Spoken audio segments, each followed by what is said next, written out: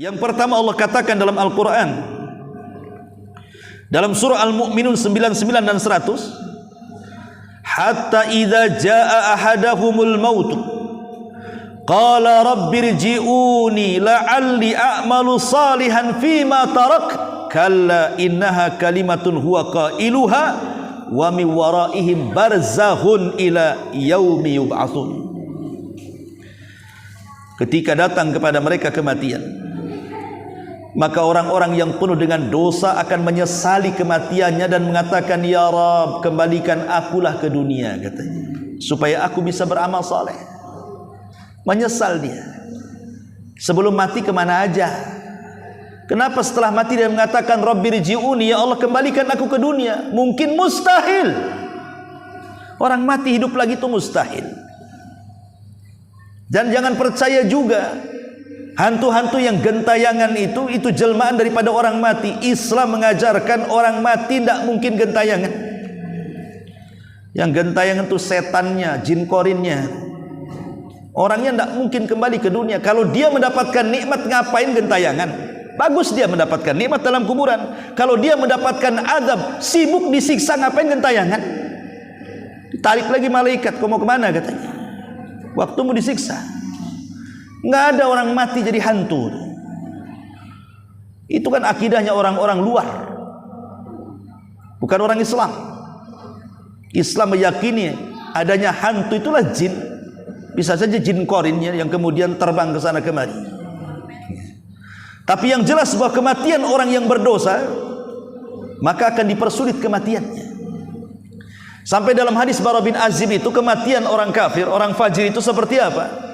Seperti orang memegang pisau bengkok, namanya safut. Dalam hadis itu disebut safut. Safut itu pisaunya bengkok kayak celurit gini, ya. Kemudian didatangkan kambing wol yang belum dicukur. Tahu kan kambing wol, kambing Australia itu, sampai bulunya bisa 2 jengkal itu, ya.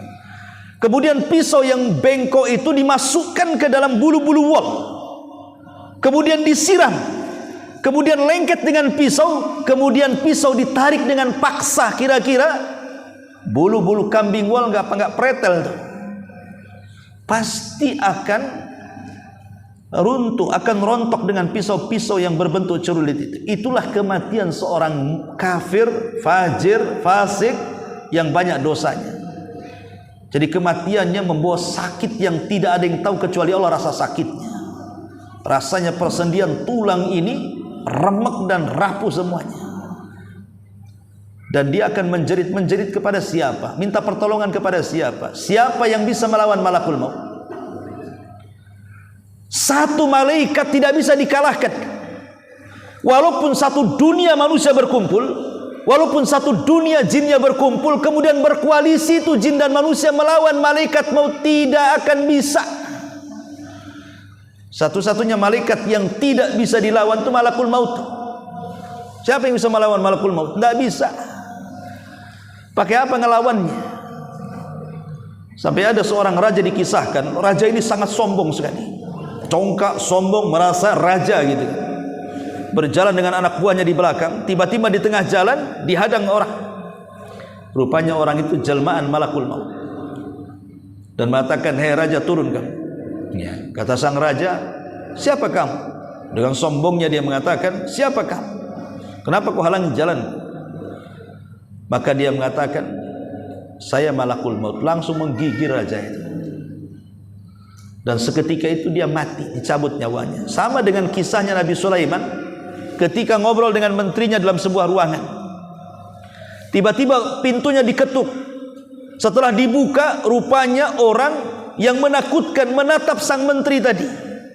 Kemudian berbincang-bincang dengan Nabi Sulaiman. Habis itu dia pergi. Setelah Nabi Sulaiman menghadap menterinya, kata menterinya, siapa itu wahai Nabi Allah? Kata Nabi Allah Sulaiman, dia adalah malakul maut. Sekarang dia cari korban. Karena dia sempat menatap dirinya, maka menteri ketakutan, jangan-jangan aku pula korbannya. Karena dia sebelum pergi dia menatap aku, katanya. Akhirnya dia mengatakan, ya Sulaiman, engkau kan Allah tundukkan awan dan juga angin, bawa terbang aku dengan awanmu, terserah kemana, katanya. Akhirnya Nabi Sulaiman bawa terbanglah orang ini, rupanya ke India sana. Ketika kemudian awannya ke bumi, kemudian tiba-tiba orang ini sampai di India, rupanya orang itu ada di situ.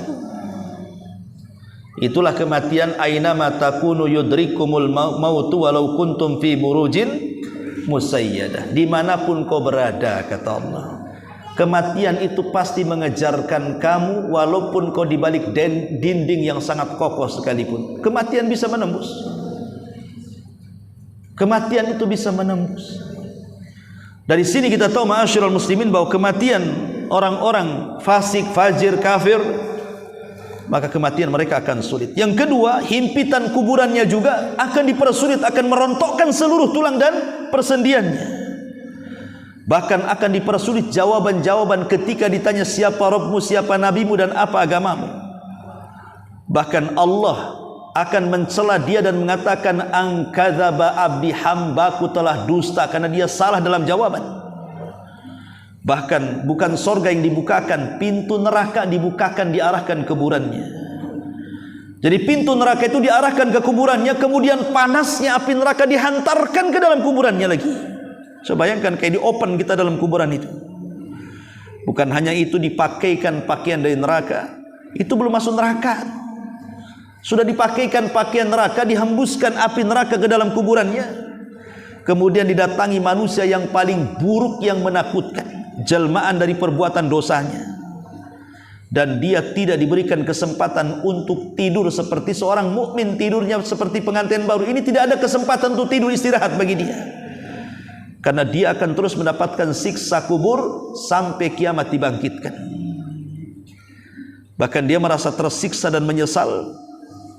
Bahkan dia pun meminta-minta kepada Allah untuk dikembalikan ke dunia untuk beramal saleh. Tapi itu mustahil karena ada dinding yang disebut dengan barzah. Barzah disebut barzah itu karena memisahkan alam dunia dan alam kubur. Itulah dinding yang disebut barzah. Maka disebut alam barzah. Adapun alam kubur karena manusia dikubur, maka disebut alam kubur. Ya. Ma'asyiral muslimin wal muslimat rahimani wa rahimakumullah. Jadi kematian orang kafir, fajir, fasik justru kebalikan daripada kematian seorang yang beriman. Maka dari sini ma'asyiral muslimin yang dimuliakan Allah Subhanahu wa taala, penting selama kita masih di dunia, ingatlah akan kematian. Ustaz, kita kan belum mati, cerita hidup lah, jangan cerita mati. Nunggu mati aja kita cerita mati. Bukan begitu. Rasul mengatakan aktsiru dzikra hadimil ladzatil maut. Perbanyak oleh kalian mengingat sesuatu yang menghancurkan kenikmatan kalian. Apa itu? Kematian. Karena kalau orang kaya dia mengingat kematian, maka akan sempit dadanya. Kalau orang miskin mengingat kematian, akan lapang dadanya. Kenapa orang kaya kalau mengingat kematian akan dadanya akan sempit? Ya, karena dia terpikir kalau saya mati harta tidak akan dibawa, akhirnya dia sedekah. Tapi orang miskin kalau mengingat kematian jadi lapang. Ya, karena kemelaratan di dunia itu ada batasnya dengan kematian. Susah-susahnya orang hidup di dunia itu ada batasnya, dan batasnya itu kematian. Dan dia masih berkesempatan bahwa dia akan mendapatkan kehidupan bahagia setelah kematian. Makanya orang miskin kalau dia ingat mati, lapang dadanya. Toh miskin hanya di dunia saja, di akhirat ada surga. Tapi jangan pula lah miskin di dunia, melarat pula di akhirat. Ada orang Yahudi miskin di zaman Al-Hafidh Ibnu Hajar ketika menjadi qadhi di Mesir. Ibnu Hajar ini sedang jalan-jalan ke pasar karena dia seorang qadhi, seorang hakim kerajaan Mesir. Ya tentu pakai pakaian yang bagus gitu kan, pakai unta yang bagus, pakai kuda yang bagus, masuk ke dalam pasar. Satu pasar murid dia langsung menghormati ulama kan gitu ya. Dipandanglah oleh si Yahudi miskin itu. Siapa orang itu katanya? Sambil ngobrol sama kawannya orang yang Islam tuh. Kamu tahu nggak siapa dia? Kata kawannya yang Muslim, celaka kok, itu guru saya, namanya Ibnu Hajar. Kok enak kali dia ya, pakaiannya mewah, kendaraannya mewah, digaji pemerintah lagi.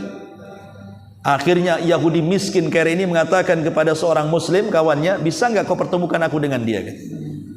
Bisa katanya. Akhirnya dipertemukanlah Yahudi miskin itu dengan Al-Hafidh Ibnu Hajar. Ketika itu menjadi qadhi Mesir.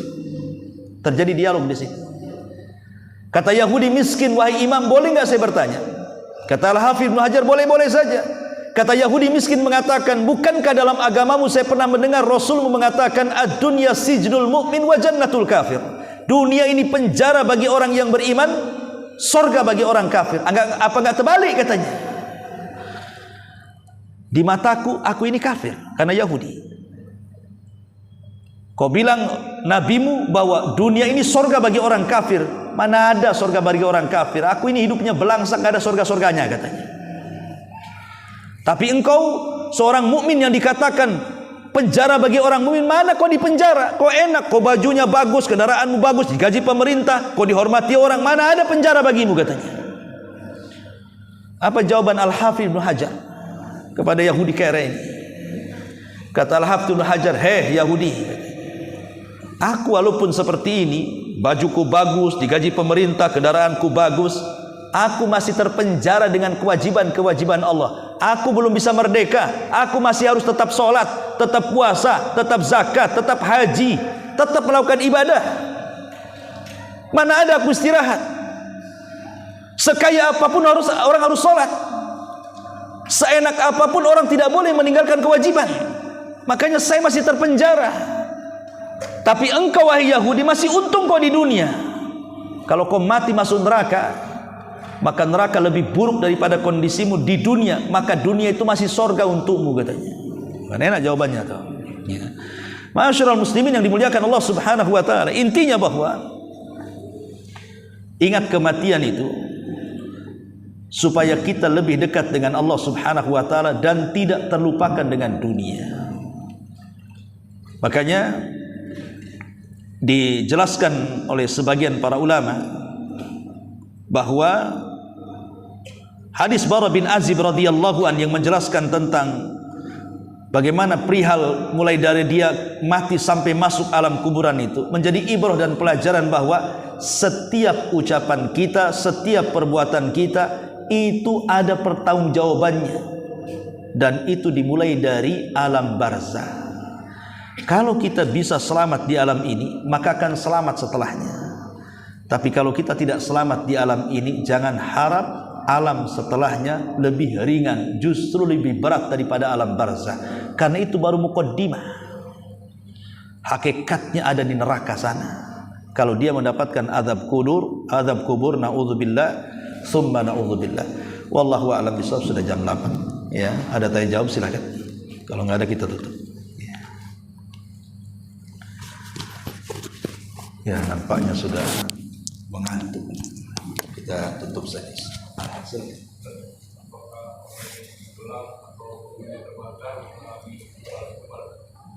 Orang yang tenggelam azab kubur, nikmat kubur. Iya, alhamdulillah. Orang yang tenggelam atau orang yang jasadnya hilang di hutan tidak sempat dikuburkan, atau orang yang dimakan ikan akhirnya di perut ikan, atau orang yang dimakan harimau akhirnya di perut harimau, dimakan ular sawah dan begitu seterusnya. Apa mereka terhindar dari peristiwa-peristiwa kubur? Tidak. Mereka tetap akan mendapatkan peristiwa-peristiwa itu. Karena alam kubur itu istilah ulama. Tidak ada nasnya. Ulama yang mengistilahkan adanya alam kubur karena umumnya manusia itu dikubur. Tapi bahasa Quran itu disebut barzah. Barzah itu semata-mata ruh tercabut dari jasad langsung terdinding antara dunia dan alam kubur. Semata-mata ruh kita keluar, entah kematian itu satu, sebabnya banyak. Kematian kan satu, dicabutnya nyawa dari badan, itulah kematian, cuma satu. Dicabut ruh, itulah kematian. Tapi sebabnya banyak. Ada yang ditabrak sebabnya, ada yang jatuh sebabnya, ada yang tenggelam sebabnya, ada yang dibunuh, ada yang makan racun, ada yang diracun. Ya, sebab kematian banyak, tapi kematian satu, dicabutnya ruh. Ketika semata-mata ruh aja terpisah dengan badan, langsung di situ ada dinding. Lah dinding itu disebut barzah namanya. Berarti sudah pindah alam istilah kita. Kalau orang mati itu sudah pindah alam namanya.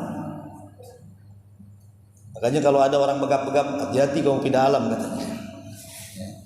Maksudnya pindah alam itu sudah tidak alam dunia lagi, tapi masuk alam barzah. Kalau sudah masuk alam barzah, masuk pada peristiwa 4 tadi, himpitan, fitnah, azab ataupun nikmat. Semua akan kena di situ. Itulah penjelasan para ulama, wallahu a'lam. Sampai di sini, subhanallah bihamdika asyhadu an la ilaha illa anta astaghfiruka wa atubu ilaik. Allahu ta'ala alam. Assalamualaikum warahmatullahi wabarakatuh.